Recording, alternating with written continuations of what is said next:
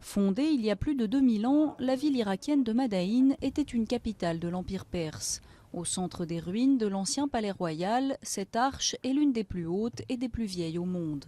Mais ce site archéologique de premier ordre n'attire presque aucun touriste, une situation que le responsable des antiquités de la ville espère bien faire évoluer.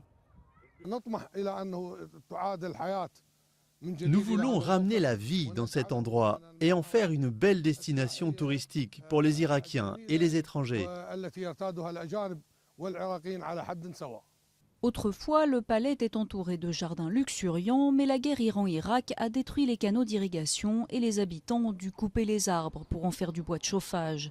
Tour à tour suspecté d'être un site d'armes chimiques sous le régime de Saddam Hussein, puis un bastion d'Al-Qaïda, Madaïn a eu peu de chances de se relever. Pendant près de 2 ans après l'occupation américaine, cette région était calme et sécurisée. Mais les gens avaient arrêté de venir dès le début des violences communautaires. Ensuite, même le nom de la ville était considéré comme un ennemi par les Irakiens.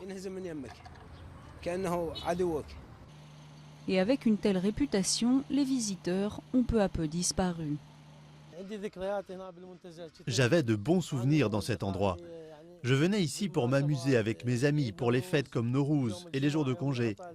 Nous ne venons plus car il n'y a plus rien ici, plus de jardin, rien du tout.